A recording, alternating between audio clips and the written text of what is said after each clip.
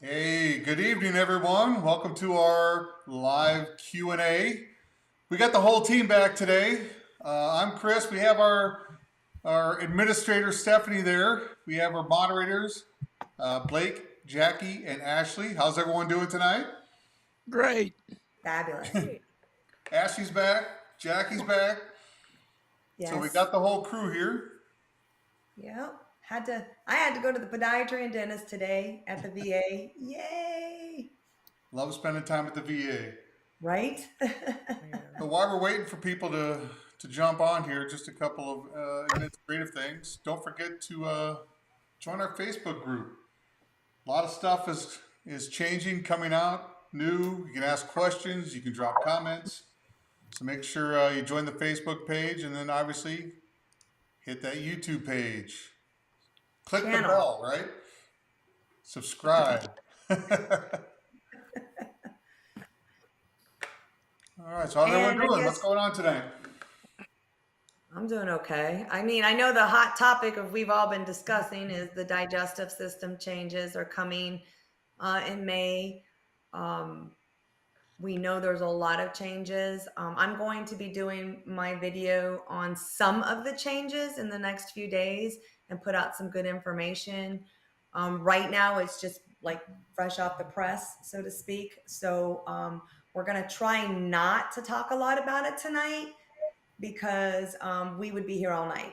And, you know, a lot of the changes, while they're supposed to be implemented in May, as Jackie said, they still could change. So, with that being said, we know there's a lot of changes. I will attempt to do a video on it here, hopefully in the next few days, and put out some information. You know, so how's everybody doing? How are you, Ashley and Jackie? I know you were out last week, but all good. Everything's good. Yes, Living the ma'am. dream. Everything's good. Andy's Yeah, we okay. missed you. It's nice Got when a we have big the full. weekend. I'm taking Andy to a lacrosse game this weekend, this Uh-oh. Sunday. Ooh. And his birthday's coming up, right? In a week, yes, ma'am. Next Wednesday. Do we have everything ready for that? We're not going to really do much. We're just going to have a cake here and have a big weekend. Oh, there you Okay. go. And how old's he gonna be? 5. Oh my gosh. Oh, They man, grow time's up flying. too big. Too fast. Time's flying. All right, well, before we get any farther, Steph, you want to put up Sure. the Word document? Yep, the disclaimer. Yeah, you want to go ahead and share it? There Okay. you go.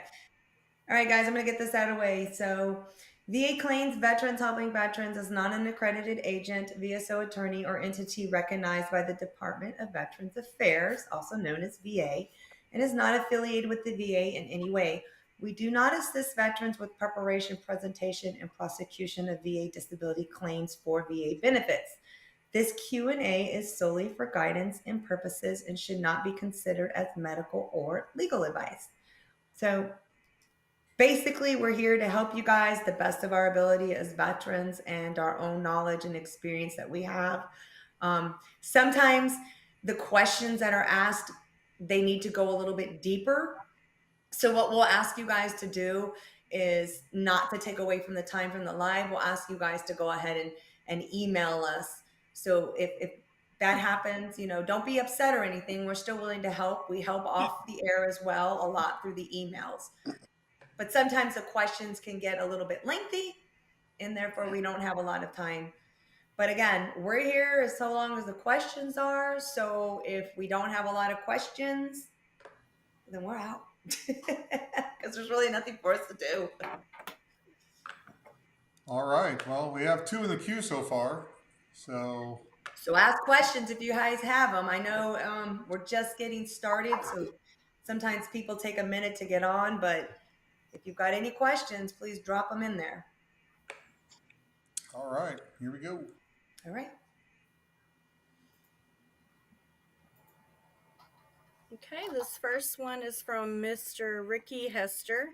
Hello, everyone. What's the best way to go about a higher level review? Is it with an informal conference? And what does the informal conference entail? Jackie, you want to take first stab? Yeah, sure. So a higher level review is essentially you're asking a decision review officer, which is a senior rater, to review the evidence of record and ensure that there was no everything was kosher with your claim and the process to come to the previous decision. So, you can see the informal conference. All an informal conference is it gives you you or your representative the opportunity to speak with the decision review officer to discuss the particulars of your allegations, whether it be like, you think you deserve a higher valuation or effective date, whatever it may be, service connection, whatever. So you don't have to have an informal conference. If you choose not to do so, just don't check on that box on the VA form 200996, right? Higher level review. You can also, if you prefer, not do the higher level review, and you can submit documentation like a 4138 statement in support of claim, or you can submit correspondence. So if you think you can sufficiently plead your case based on that, then you can do that. Some people put higher level reviews in and don't do an informal conference or don't submit anything. What they'll do is they'll just go through and make sure there's no mistakes or, the duty to assist errors and things of that nature. No matter what, if you put it in, they're going to review it. But, those are your options for kind of communicating with the review officer. And just to piggyback off of that, when like Jackie said, HLRs is where the DTA, duty to assist errors, are found. And if an error is found, Jackie, then it turns into a supplemental, correct? If they find it, yes. So when you do a higher level review, it's only based on the evidence of record when that decision was made. So if you submit anything after the rater made the previous decision, or the decision maker made the previous decision, then it can't be counted into the record. Now, if they find a duty to assist error or an error that needs to be corrected, what will happen is they will close that higher level review and they'll reopen the claim in the supplemental lane. And that allows them to do development for records, development to you for information, allows you to submit more information. It allows them to ask for medical opinions, examinations. It just kind of reopens the record Yeah. so that more information can be considered. But I guess because and I learned that too. But if an HLR does have a DTA, then it does turn into a supplemental, and therefore the veteran is afforded the opportunity, right, to then present new evidence. Because as you said, under an HLR, you can't provide any new evidence. Depends on what the duty. Depends on what the duty to assist is. Error is. Is that correct, Well, Jackie? no, it doesn't matter what it is. As long as there's a duty to assist error, they can consider whatever new evidence is there of record. But I lost my train of thought. Is that bad? I was asking about the HLR. If a DTA error is found, and it turns into supplemental, that's where the veteran's allowed to submit additional evidence? Oh, yeah, they can, but they don't have to. Right. VA is going to correct that error. Like Blake said, they have to take at least some action, whether it be development for, maybe private treatment records. Maybe they didn't have all the VA treatment records, exams, medical opinions, things of that nature. And a duty to assist is not always a good thing or a bad thing. Right. When you see it, if you see a duty to assist error come through, don't automatically assume that you're going to get that claim rated. Right, Jackie? Yeah. I mean, yeah, it could be that the duty to assist error had nothing, like, it really doesn't matter if they do the development or not. It's still going to be the same answer, but they missed that duty to assist, so they have to go through the actions. Right. Sometimes they find duty to assist errors that aren't in the favor of the veteran. So, they're looking through the whole decision process and everything that came up to that point to make sure that everything was done correctly in the Right. favor of the veteran or not. So basically, to recap, Ricky, I mean, it's really good to depend on your denial, first of all, and how you want to approach the appeal lanes for that denial, whether it's an HLR, a supplemental, or a direct view. And that's, again, it's going to depend on you. But an HLR is pretty much basically If there's any errors, they're going to be found and they'll go from there. And as Jackie said, you don't necessarily need an informal conference, but some people like to talk and argue their reasoning for the prior denial. But keep in mind, you're going to have to argue based on the law. And, you know, the VA has already provided the law and the CFRs within your decision of the denial. So again, it's going to be to your advantage as to which appeals you do. So I hope that answered your question. You guys got anything else to add to it? No. Nope. Okay. All right. Next question. Okay, this next one's from Miss Lori. How do I tell the VA I do not want to do an exam for FSAD? I am still confused on the requirements for an Okay. exam. Okay, so this is the one, guys, we were talking about. So Right. she had gone to a CMP exam and they had stated she needed a physical exam. Remember, Jackie? Absolutely not. Right. And so they went and said, hey, we can't do it here. We're going to have to set it up. So I was advising Lori that I would get back to her after I spoke to you guys. And I didn't think there was any physical exam required. I know that you, Jackie, said the same thing. Blake, you said the same thing. And under the criteria for FSAD, which, by the way, people who are listening, FSAD is just like ED for men, erectile dysfunction. It's female sexual arousal disorder. So both of those, if awarded, give you 0% plus SNC-K. But back I to the don't. question. So Jackie, Blake. I don't know. I don't know when they say you need a special exam, whether or not that is going to be a physical exam or a special examiner. For example, in the emergency room, someone comes in for a sexual trauma. They have what's called a safe examiner, which is a sexual exam forensic exam, sexual assault forensic exam, safe exam. So they may have someone who is more trained, just like they do in PTSD, to ask the right questions. So Right. my guess is that that's only going to be an exam in as much as PTSD is an exam, or some of the psychological diagnoses or exams. They're going to have to go into. They're just going to have to talk about it. It should not be a physical exam because there is nothing physical there to examine. Okay. Jackie, do you? Correct.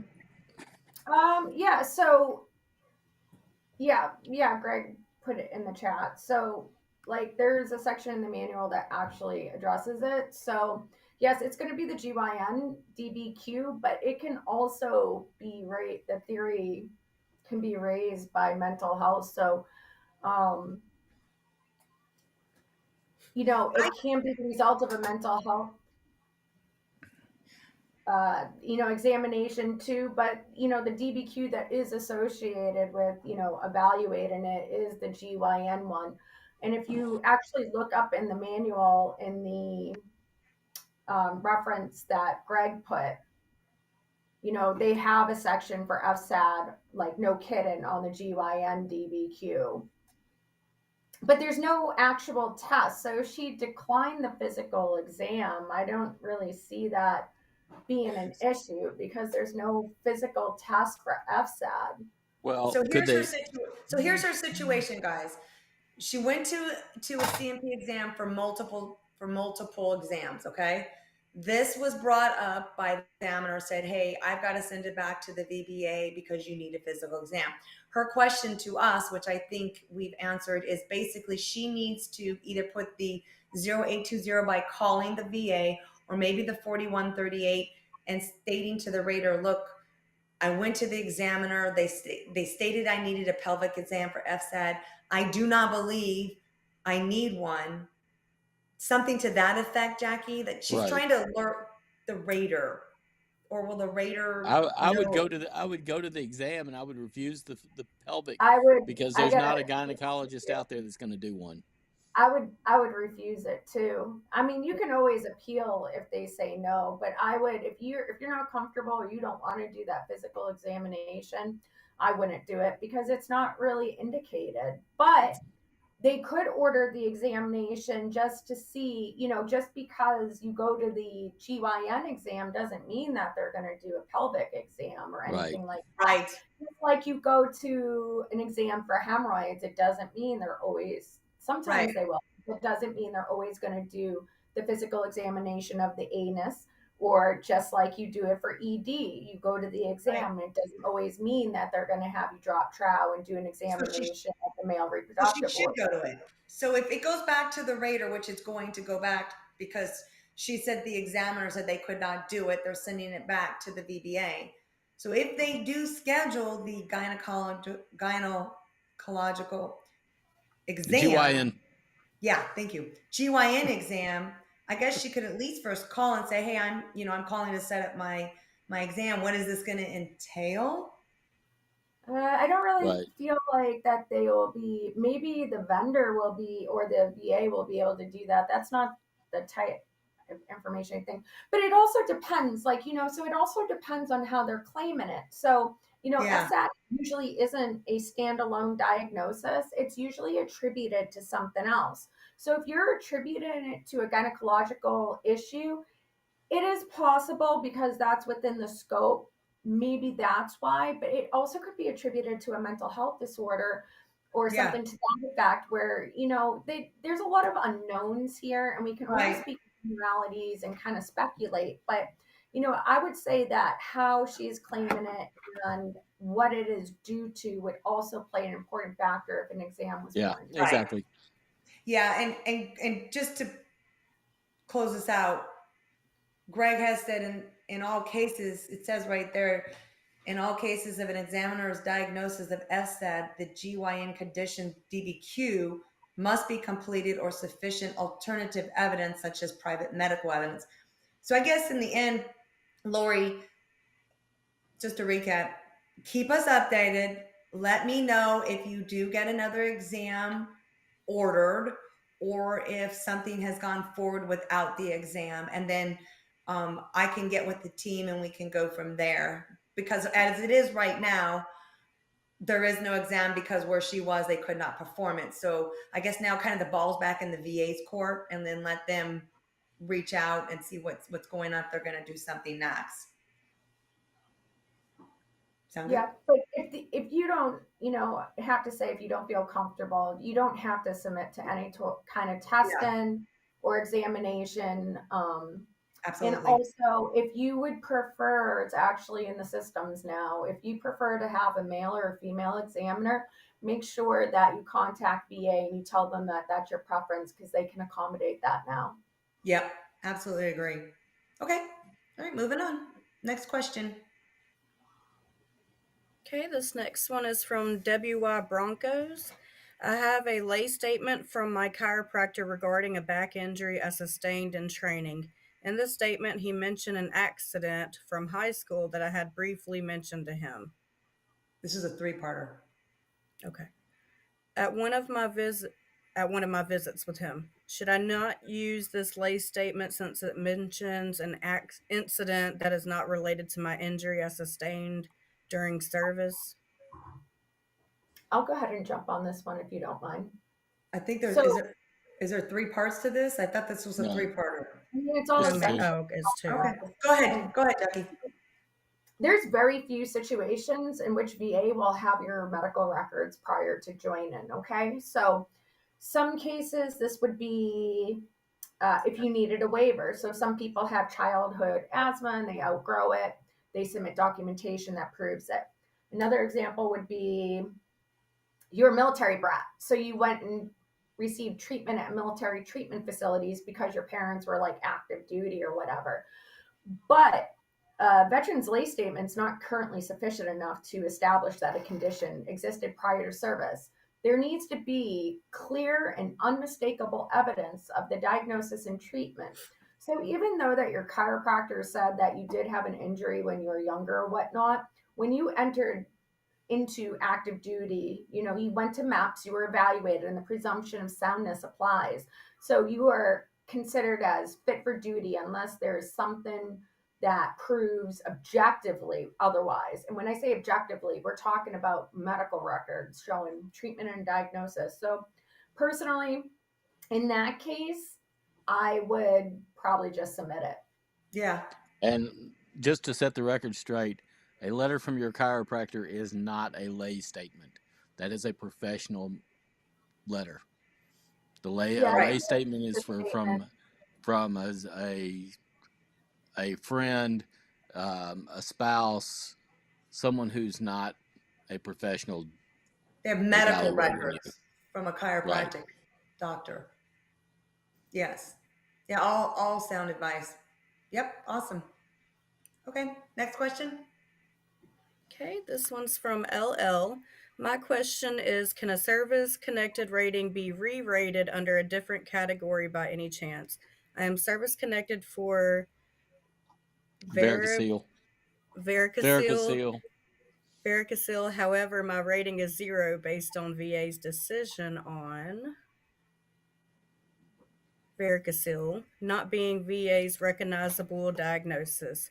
Varicose vein, however, is something that the VA recognizes.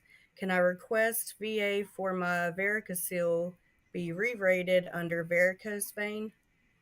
So, Varicocele is a very specific type of varicose vein, typically in the scrotum area. Unless it's causing you pain or issues, you're still probably going to come up with the rating of 0, right, Jackie?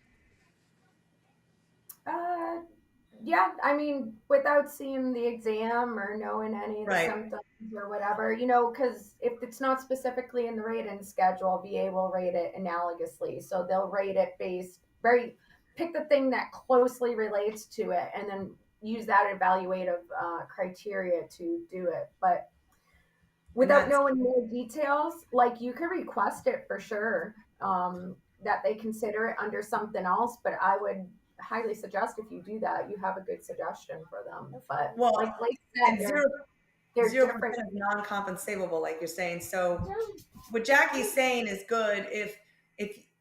If you want it without seeing the decision and what's happening, if you want us to look at that, go ahead and email us at our email address that's going to pop up on the screen.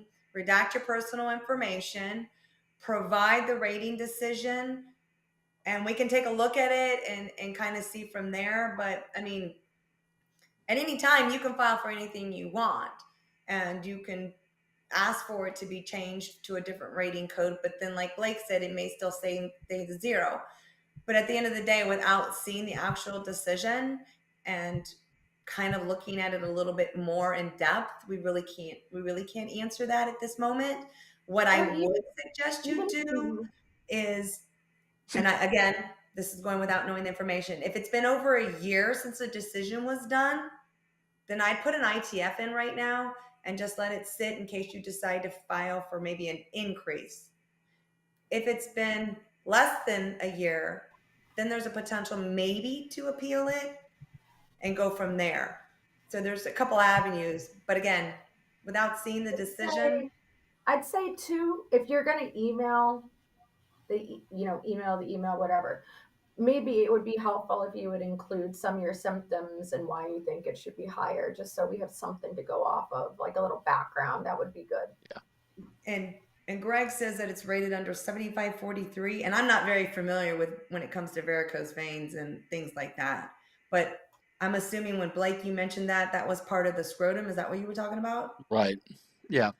So does that have something to do with a surgery or no? It can be correct. It can be corrected with surgery, but Okay. it's something that happens Okay. organically. But then isn't there a possibility of maybe 0% with SNC-K? It typically No? doesn't cause issues. Okay. Right. All right. Okay, but like I said, just to wrap up, if you want, send us that information, redact your personal information to our email, and we'll be happy to look at it for you. All right, next question.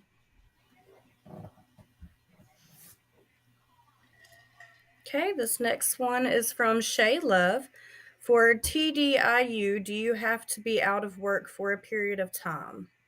No. So for anybody that's looking at this question and doesn't understand what TDIU is, is total disability due to individual unemployability, also known as IU, individual unemployability. There is no set time you have to be out of work. I mean, if I've actually seen people working and apply for it. Now, do they get it granted? It's No. right. Yeah. It's It literally says you have to be unemployed. It doesn't yeah. tell you how long. But there's no specific time frame of you having to be unemployed.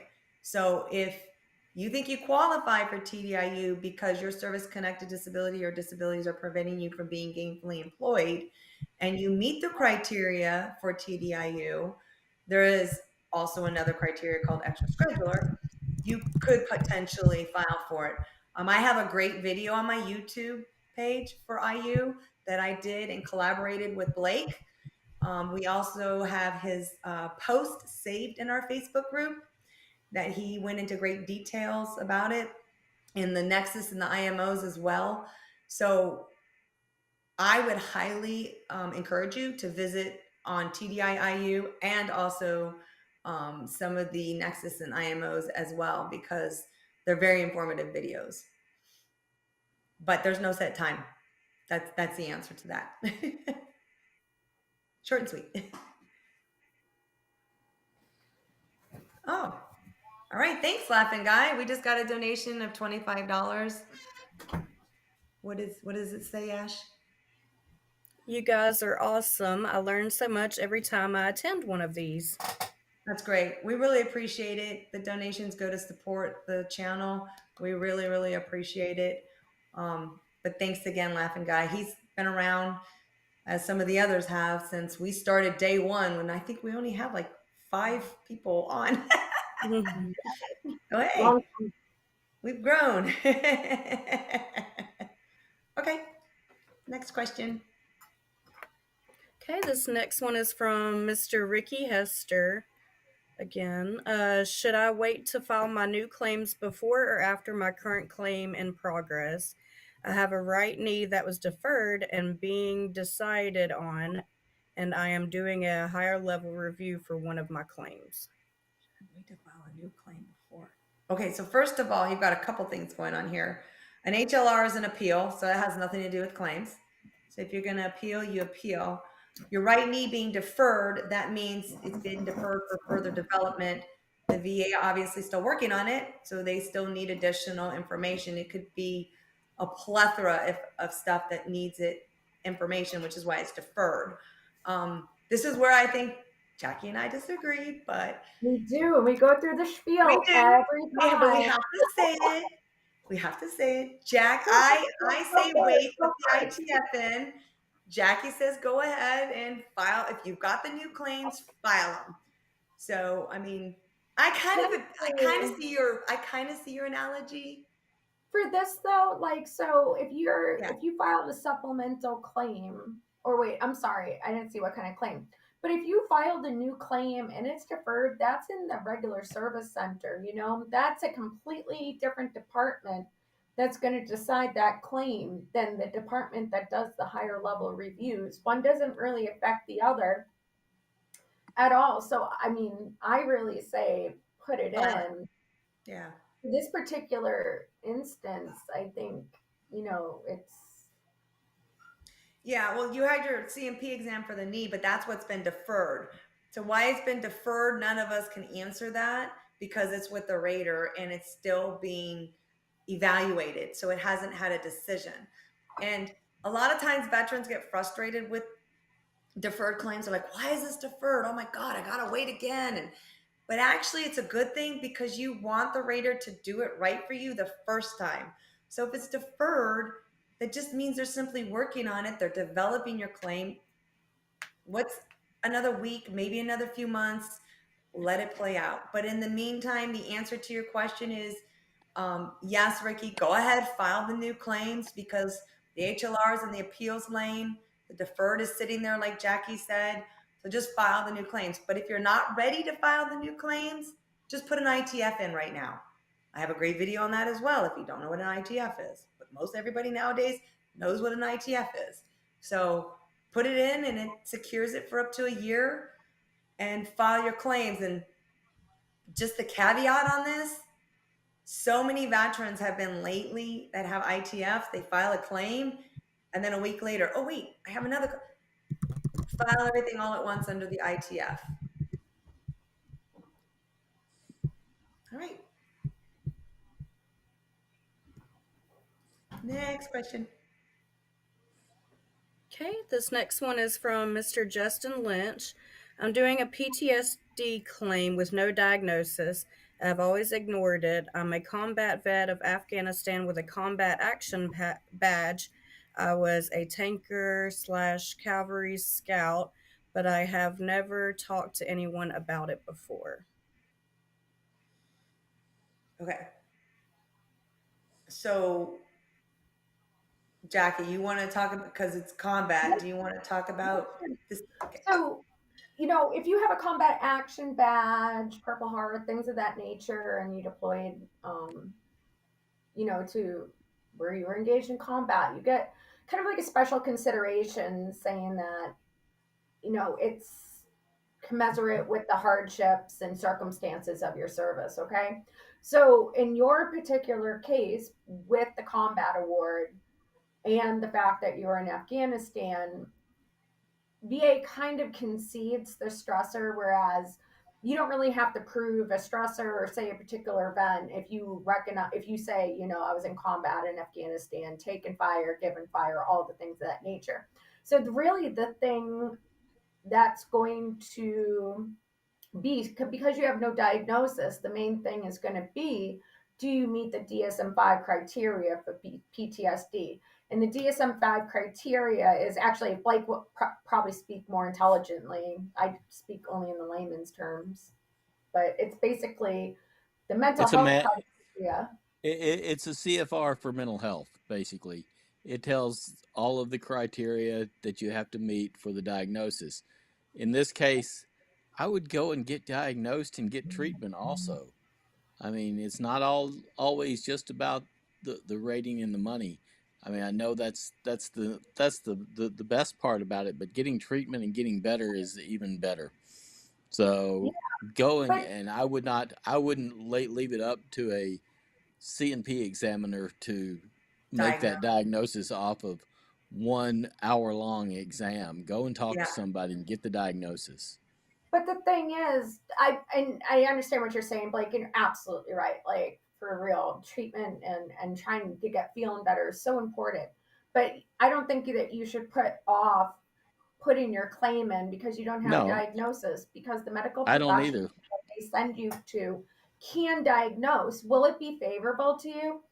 I don't know. Blake, none of us know, but you Mm-mm. know, it could But be if you have favorable. the diagnosis, you're more so to be favorable. Yeah, but I mean, regardless if you have PTSD or not, you have confirmed combat in service, which Right. not only is a consideration for PTSD, but there you go. That's an event in service. So if they do believe that your current mental health condition, PTSD or not, is due to a direct event in service, it's not unreasonable to have that be considered for service connection. I would put the claim in now, but I think Blake's right, and you should definitely, if it's bothering you and you have things and it's affecting you, you should go get some help. See, and I would, Unpack that baggage. see, and Yes. I would confer, I would agree as well. I would have the diagnosis before going in for the claim, because then the examiner is going to see, all right, he's got the current diagnosis, right? He's got the stressor, like Jackie mentioned, of in service. All right, let me talk to this veteran. Let me, You see discuss it. how Right, bad it affects your life. right. But And a lot of people go for, they put in for mental health claims. Like, of course, it is awesome if you're getting treatment and you have that diagnosis and everything. But a lot of people don't get help. A lot of people self medicate. A lot of yep, people don't do these things because of the stigma attached to it. And VA recognizes that, and it's a part of the training when these yep, examiners and the vendors go through it, and they're cognizant of that. I mean, Vietnam vets are still claiming PTSD now, today, March 20th, 2024, where they've never received mental health diagnoses before or received treatment, but now there's less of a stigma attached to it. So, I mean, Right. it's really up to you, but I'm glad that at least we had some different considerations that you can consider and then do what's best for you. And here's the other thing he pointed out. He's always ignored it. And Justin, unfortunately, you can't ignore it if you're gonna want to be rated for it. You're gonna have to talk about it. It's hard. Trust me. I'm rated for PTSD as well as several others here. And unfortunately, there are things you do have to talk about that you do not want to talk about, but you have to.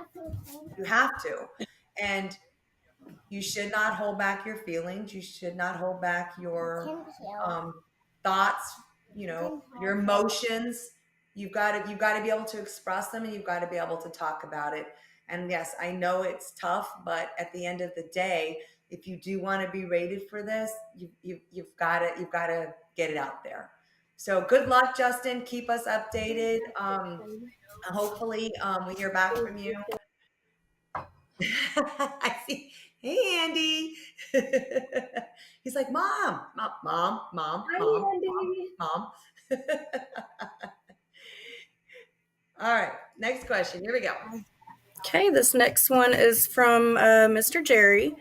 What exactly does permanent and total mean? What is the difference between the 5, 10, and 20-year rule? Because I read somewhere between the 5, 10, and 20-year, and they are basically worded the same.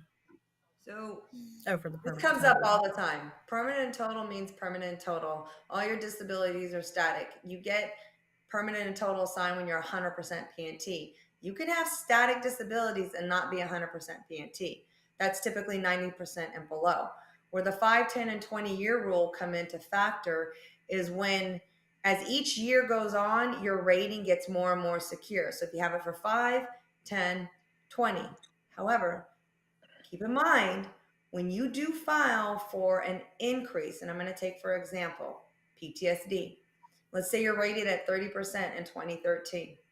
You now file for an increase today. So you've been rated now for 11 years at 30%. You get that increase and you go to 70%. The clock starts over for that 70 as of the effective date this year. But your 30 is still protected under that 2013. So there's a lot of miscommunication and misunderstanding when it comes with veterans about the 5, 10, and 20-year rule. It doesn't mean you're protected and that the VA may or may not come back, because a lot of times there are cues, as Jackie has explained in previous videos too. Sometimes there's a cue that's, and let me rephrase that, a cue, clear and unmistakable error. Sometimes there's one for the veteran, sometimes there's one against the veteran. But a lot of times when a veteran opens up a new claim, they subject their entire disabilities to be reviewed. Are they reviewed? Not always and not all the time. There's another rule under that ratings, which is the 55-year rule. That just means if you're 55 years and older, you will not be subjected to a re-examination. However, if you file a new claim over the age of 55, you do get subjected. I will throw out that there are some caveats because it's VA. There's an exception to the exception to the exception. Generally, they won't do the exams unless, like, the CFR or the manual explicitly states that an examination must be done. So, cases that we see this are things like, cancer Yeah. or, more serious health conditions than that. But just know there's always exceptions. There's a whole section in the manual that is The for other this. If you exception, look up the stabilization of ratings, that will pull it up. So the other exception is when a veteran goes and files for an SMC and they're yeah, 100%. so if you look in the manual under protected ratings, then that will pull up the 20-year protections, the 10-year protections, and And things of that nature. we have a great post in the Facebook group saved from that criteria. All you have to do is search 100%. all you have to do is search protected rule and it'll pop up, and it's saved in our group on the 5, 10, and 20-year rule. But again, a lot of times veterans who are 100%, they'll file for SMCs. I see it happen all the time. Jackie's seen it happen all the time too. And that will get your ratings looked at. And then sometimes the VA is like, oh, wait a minute, you shouldn't have been rated for this at this percentage. That has happened. Yeah. And if you apply for IU, it's not like super common that they would order an exam for everything you're service connected for, Yep. but it has been known to happen. So, a good rule of thumb is proceed with caution. Just, you have to do an analysis and see if it's worth it for you, Yep. to risk it because things can change. Yeah. Okay, next question.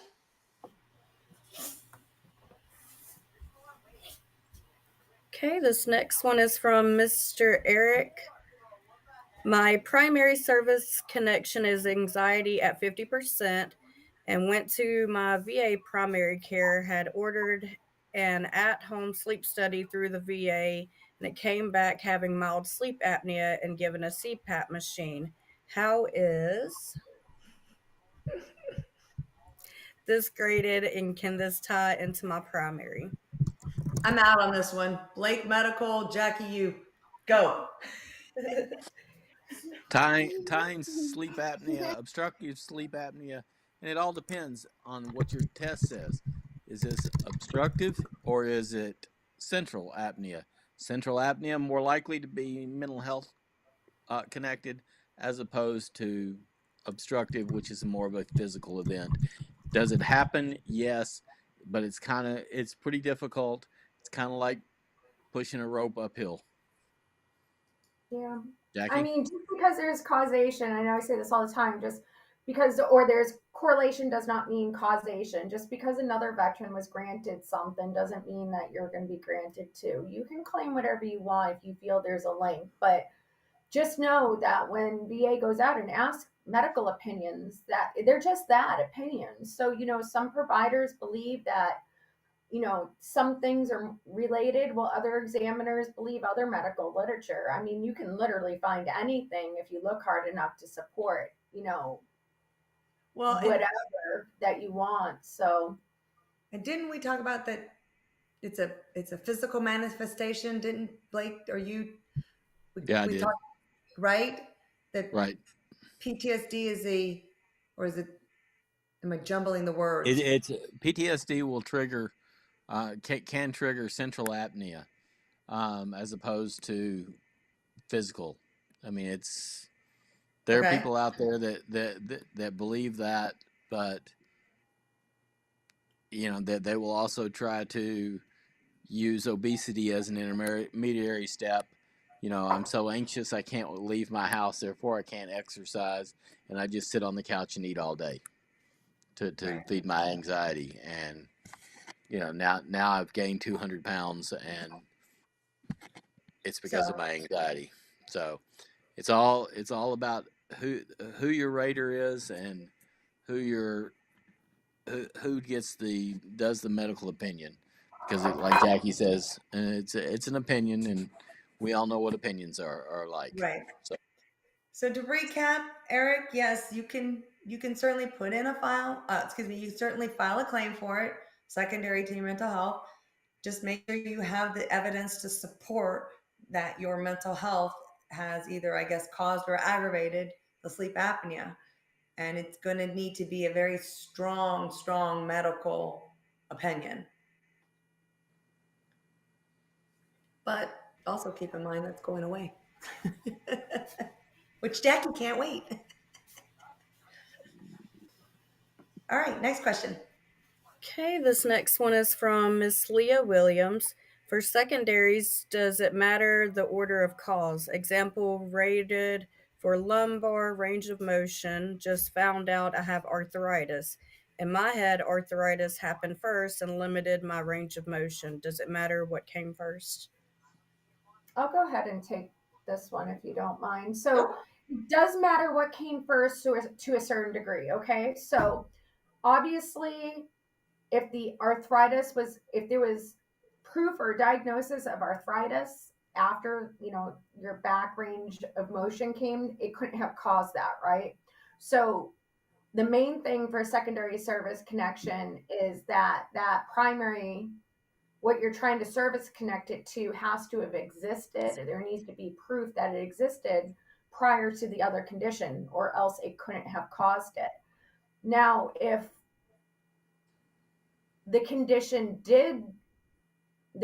you're claiming did predate the primary condition, you could claim something like aggravation, that your condition was aggravated by the service connected condition because it existed prior. But in that sense, it does. Now, is in regards to like effective dates and stuff, you wouldn't be able to be granted earlier than the date of the service connection for the primary issue. So you have to be careful. Whatever your records show, what that when you were diagnosed with the arthritis, or when the first proof of arthritis would have to be earlier than that service, whenever you were granted service connection for your lumbar spine condition. But Jackie, doesn't the spine have just the ROM, the flexion, the extension, and the pain as Yeah, an I mean, it's all overall? going to be rated together. Right, You can still claim it as secondary and whatnot. But yeah, excellent point. Yeah, it's all going to be lumped together because it can't be separately evaluated, because then we get into the pyramid and we can't evaluate the same right. type of disabilities under, like, two different things. So it would behoove her to file for an increase, correct? Yeah, if you think it's gotten worse, put in for the increase. I mean, if you filed it secondary, like, it's likely it's all going to get lumped in together. But I'm not a doctor, that's not my Right. decision. So And the other thing about the back, because I know that on the back DBQ and the section, I'm not sure, I think it's section 20, but don't quote me, of the DBQ, they always talk about the radiculopathy. Is that supposed to be inferred? Because she didn't mention anything about radiculopathy, and I'm not even saying she may have radiculopathy, but if she was to have that, would that be inferred? Would the VA automatically look at that, even if, like, and I'm just going on this, let's say a veteran files for back and they go in, are they automatically looked at? Well, do you have yeah, radiculopathy they in your, do the examination. So whenever you're evaluated, so kind of like, diabetes, they're going to check you for neuropathies in your extremities because it's a common side effect. Same thing with your back or your neck. If they're evaluating you for those conditions, they're also going to be checking the records and if you have any symptoms of like radiculopathy. And when we say radiculopathy, we're talking about, that shooting pain in your extremities, that numbness, that tingling, sometimes burning sensations. So, they're doing generally objective testing when they're doing it. And even if you don't claim it, yes, Stephanie, absolutely. The rater needs to infer it if there is a diagnosis, unless there's another like clear and unmistakable cause. So, if you're back, because you asked if you should put in the increase, ma'am, if you think it's gotten worse, go ahead, put it in. But if you're evaluated at just 10%, if they're just going to add that diagnosis, it's not going to really likely affect your evaluation unless it has actually gotten worse, because it won't be evaluated separately. It doesn't Ashley, add you any want to jump in on this? Because you're rated for, I'm not rated for this stuff. You back want to jump in? diagnosis. I'm at 40% for my back, and the radiculopathy was added after I had my surgery and went in for a CMP exam. And then I was given an increase to 40% for my back, and then 20% per leg for the radiculopathy. Yeah. So, and like Jackie said, so yes, the answer to your question is if you would, yes, file for an increase. I already see you posted your rated for radiculopathy for the left and lower. Again, if those are low ratings, it's possible you could file for an increase for those. The higher the back, because there's a 10, 20, 40, there's no 30 for the back. So it goes from 10, 20 and skips to 40. So for 40, as Ashley is, you have to be, I'm going to say the word pretty jacked. So yes, we'll go ahead and wrap this up because I know we've got a lot of questions to get through, but go ahead and file for that increase and definitely keep us updated on that. All right, everybody. We're 54 minutes into this, so that's good. We've got a lot of questions. We still got more to go. Holy, tonight's flown. Just Holy crap. Just kind of a side note, if you're in the YouTube chat and you see the little money symbol to the right of the chat box there, that's a donation for us. So we do everything on our own time, spend our own money to try to bring you all this good information that we can. So any donation helps. It goes right back into the channel for all the stuff that we're doing here. Again, like I said, Facebook, YouTube, get on those. A lot of good information there as well. And then you can rewatch this. This will be posted on YouTube later. And email us. And then, yeah, emails.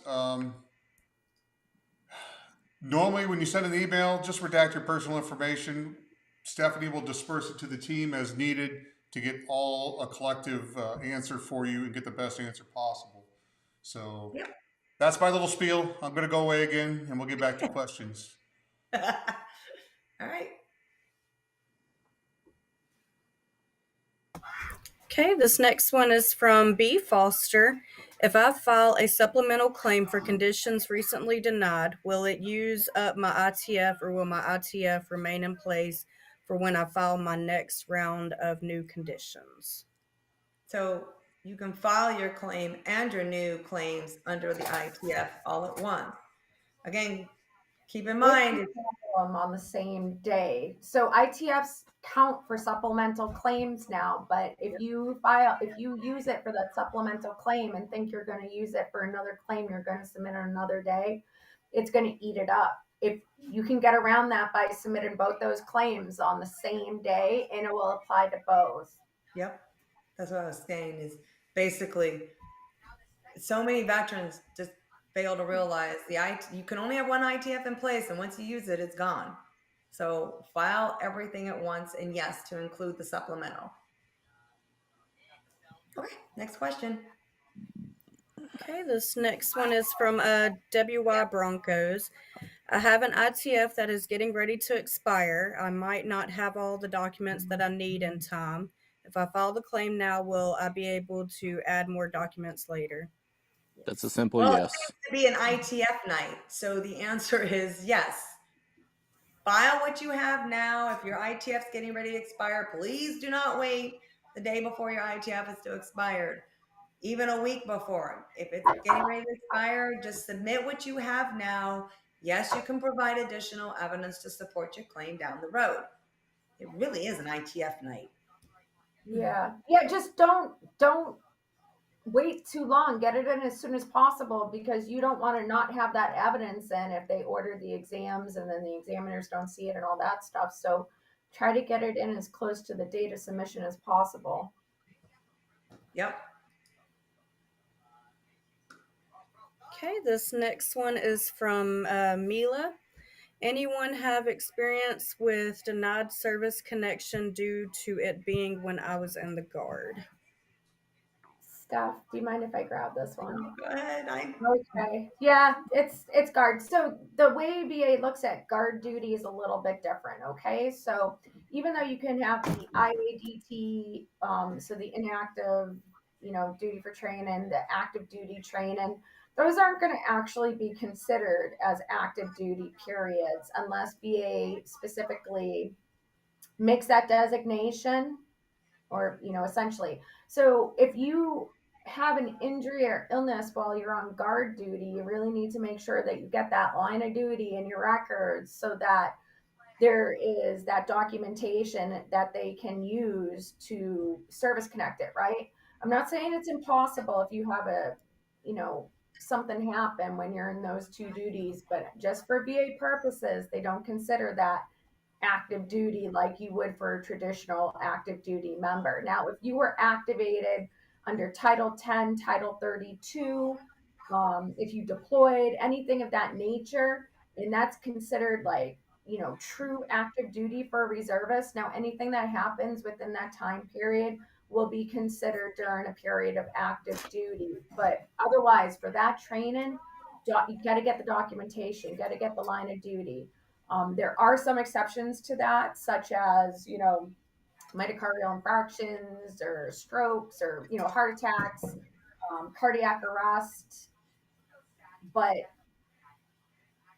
maybe hearing tinnitus. There's a few, but you really gotta present the evidence for them to be able to do that. Document, document, document. So the original question was, does anybody experience with denied service connection due to the guard? None of us, I believe, personally have experienced that, but there are a lot of, unfortunately, or there are a lot of National Guard and reservists that are denied, and usually I pick apart the post and then I finally get to that. Oh, by the way, when I see their decision, can you screenshot? Can you show me what you're talking about? And I see like, the service, that will usually give me the answer like, oh, okay, wait, you were a reservist. And I Right. understand it sucks, being a And of reservist. course, Steph, VA has that power to make like certain periods of service active duty for VA purposes. If there's like, it depends on the circumstances of the case and the reservist. And that's kind of why I Yeah. went in to just kind of address him why it was probably denied, because I could Yep. see the writing on the wall. Let's say that. But it is possible, but you're really fighting an uphill battle without the proper Yep. documentation. So document, document. And if you're listening and you are in the reserves right now, if you ever have an injury or an accident or anything, make sure your command documents, like Jackie was saying, the LODs, you've got to have those in place. I know a lot of times either you don't want to do it or your command doesn't want to do it, but you're entitled to have it documented. If it's documented, you have a way better chance of getting rated. Right. Okay, next question.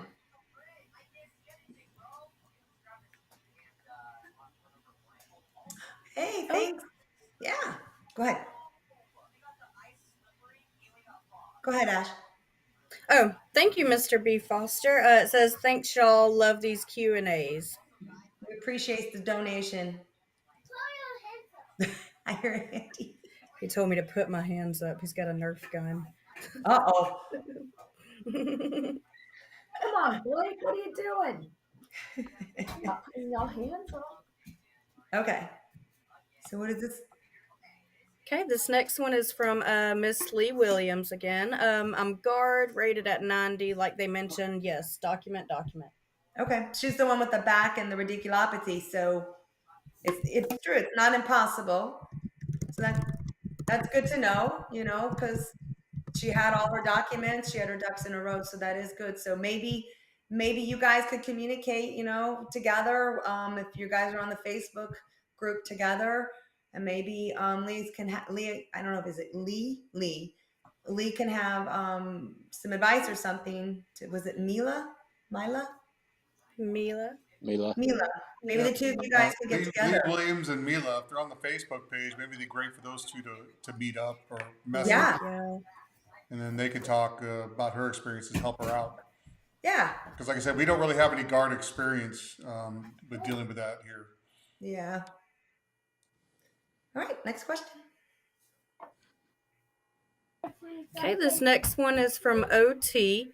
The VA doesn't have a record of my disability, and since I requested treatment recently, they are ordering an MRI. Would this be considered poking the bear? They would actually find that it's worse. I don't understand the question. The VA doesn't have a record. If you're not rated for the disability, then you would be filing for it. And if it's an injury or back pain, you need to get it documented, and then the burden of proof that it is service connected falls on you. Well, first of all, is he talking about the VHA side? Like, is he going to the healthcare side of the VA? Because that has nothing to do with the benefits side of it. So I'm not understanding the question in its entirety. Well, the VA doesn't have a record of my disability, so that must be the benefit side. And since I requested treatment recently, it sounds like on the healthcare side, they're ordering an MRI. Would this be so? It sounds like maybe he might be service connected, but the VHA doesn't have treatment documented treatment, that doesn't matter if you're already service connected, but I'm just guessing.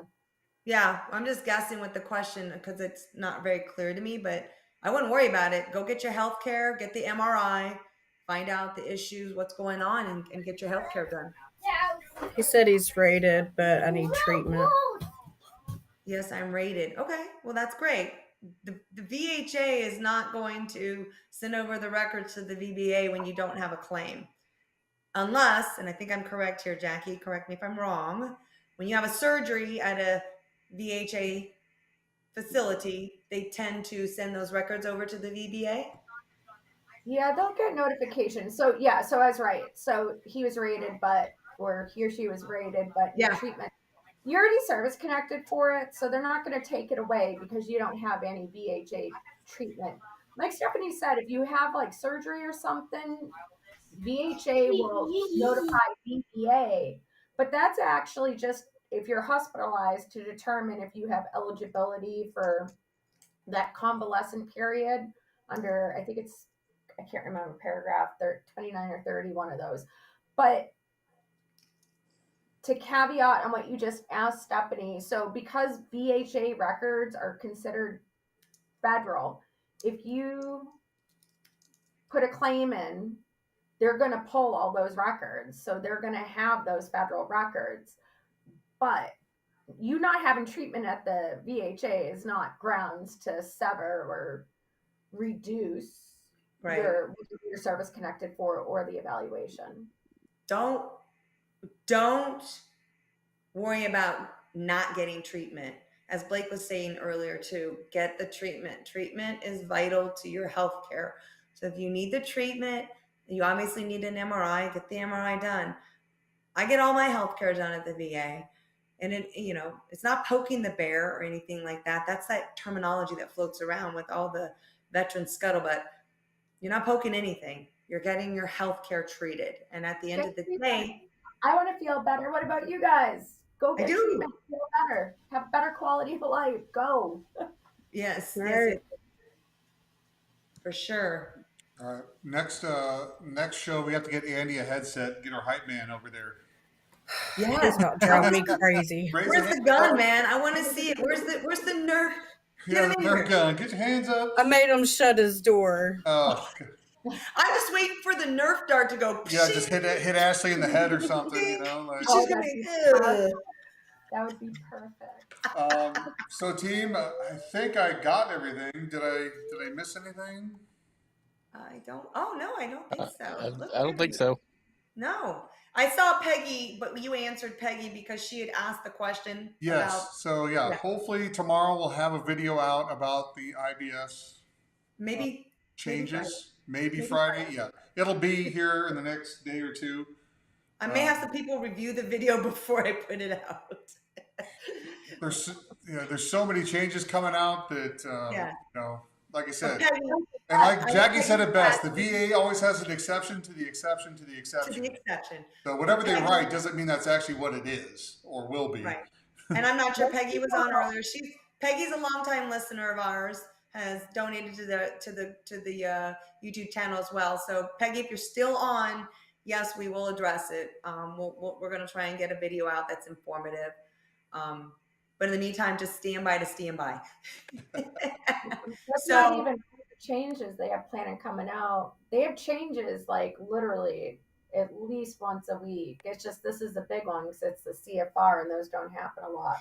And we next, still be waiting for the mental health and what was Right. the other one? They're going to do Meniere's and hearing and tinnitus. Greg, and stuff, right? Greg was saying that that's coming around Q4 potentially, so you're going to have all those other changes to deal with. And those are a lot of changes too. A sleep apnea change, maybe. That's under those Oh, yeah, changes. that's right. Yeah. Yeah. Jackie will be happy about that one, I think. Man, Respiratory. everybody has a trigger, and I think Right? that's That's Jackie's trigger. All right, we got B. Foster again, so let's get to his question. Okay, we got one more question. Okay.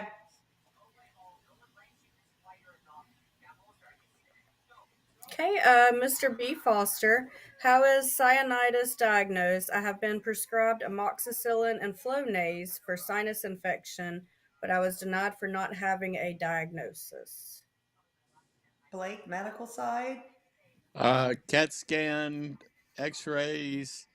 I think rating side, it depends on the number of times you've had it in a year, and number of times you've had steroids, and which is the Flonase, how many times you've had antibiotics. Um, Well, there's also the other 0% for cyanitis is X-rays only. I know, I remember that one. So to qualify for cyanitis, it's X-rays only 0%. Everything else, I don't know. I thought it was crusting of the nose or something. Yeah, there's different criteria, but essentially, if that's the only documented sinusitis you have, that sounds acute and transitory to me. Yeah. So, you know, that's you got sick, they prescribed you an antibiotic and you got better. Now, if you got sinusitis like that, like acute sinusitis, like 8 times a year, that would be chronic acute right. sinusitis. Or some people just have chronic sinusitis and it can be detected on imaging, like Blake said, a lot of times. But if you only have that one instance of sinusitis, that's probably That's why it was denied. probably what it sounds like, because he doesn't Yeah. have.